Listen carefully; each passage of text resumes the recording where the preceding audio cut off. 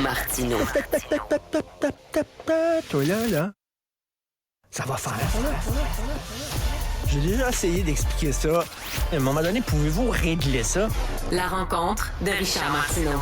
Richard, bonjour. Salut, on en a de l'argent. On en a de l'argent. Alors hier, bien sûr, c'était Noël en mars. Budget fédéral, puis on dépense. Ben oui.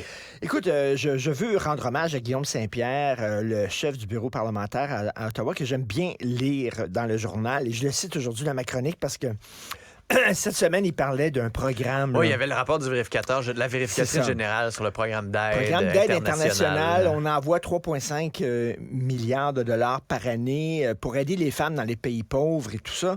Ce qui est, bon, très honorable, mais il n'y a aucun suivi. Donc, cet argent-là va où? Est-ce que ça va engraisser les administrateurs de certains organismes? Est-ce que ça répond aux besoins? Est-ce qu'on le dépense comme il faut? Est-ce que c'est efficace? Aucun suivi, aucune étude d'efficacité, aucune reddition de compte. Mais ça, c'est typique Ottawa, hein?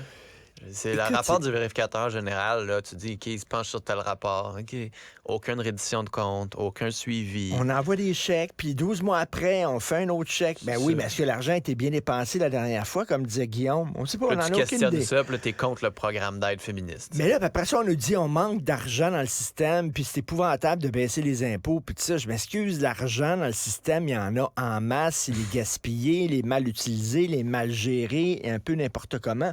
Puis là, on voit encore, là, tu sais, là, c'est comme... Les soins dentaires, en même temps, c'est correct. Ben oui. Non, mais ça coûte cher en Christie, mais c'est ça, aller chez le dentiste. Puis tu sais, je pensais à ça, puis je me disais, imagine Pierre Poilievre, là, qui regarde ça, lui, à un moment donné, il va se dire, mettons qu'il devient premier ministre, parce que je pense qu'il peut devenir premier ministre. Est-ce qu'il va couper les soins dentaires? Est-ce qu'il va couper le programme des garderies? Mais maintenant, vas-tu couper quelque part? Ben, à un moment donné, c'est parce qu'on peut pas tout le temps ajouter des dépenses. Ben, si on n'ajoute pas de revenus. C'est ça le vrai problème. Ben, c'est ça. C'est qu'on arrive avec des nouvelles dépenses, puis c'est comment on est capable de payer. Sur quoi, sur comment, pourquoi? Parce que là, les frais de la dette à 50 milliards par année. On dit oui, mais un pays, c'est pas comme une business, ça peut emprunter, etc. OK, je comprends, c'est pas comme une business, ça doit pas tout le temps balancer, je comprends ça. Puis bon, on n'est pas en panique si un pays a des dettes. OK, mais reste que, Christy, à un moment donné, il faut que ça balance. Oui, mais dis-toi ça, là, il va couper où? Je te pose la question parce que ça va être l'attaque que les libéraux vont faire. Là. Ben, écoute, je parlais à Éric Duhaime aussi. Lui aussi, il dit, si on était au gouvernement, si c'est nous autres qui géraient la province, ben on couperait dans les dépenses. Où? Lesquels? Quel programme? Non, mais il faudrait déjà, il y a quelques années, souviens-toi, Justin Trudeau avait fait justement l'exercice de voir, on va regarder pour voir s'il y a des économies à faire. Oui. Te souviens-tu Ils de leur ça? font cet exercice-là, d'ailleurs. Et il avait dit, non, il n'y a aucun argent qui est dépensé pour rien.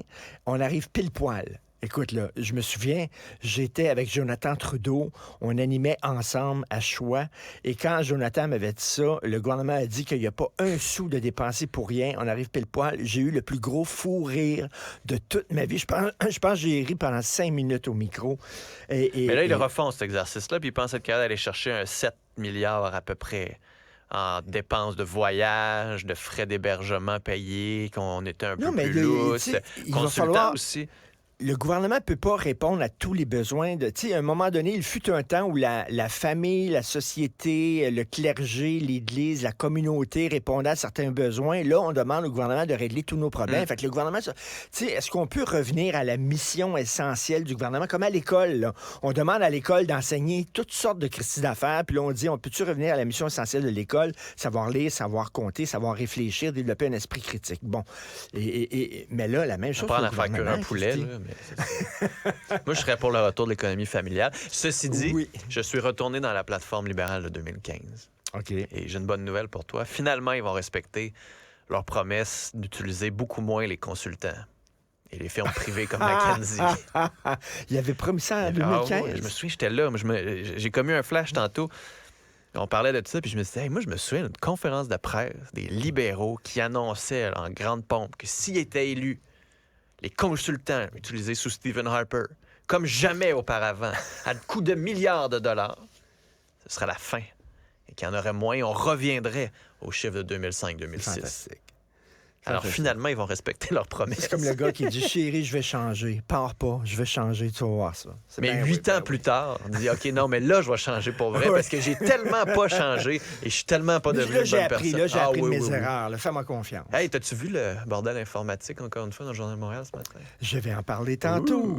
J'ai apporté mes petits accessoires. Accessoires à surveiller. Richard, tantôt, va être à LCN. C'est quoi, c'est 8h45? Hein? Oui, 8h45, pour tout ceux à qui nous fait. écoutent en direct. Sinon, on se revoit à LCN. Hey, Richard, bonne émission. Merci. Merci à toute l'équipe. Jean-François derrière la console, Cybèle, Florence qui ont travaillé sur cette émission et tout le reste de l'équipe de Cube. Et surtout, merci à vous.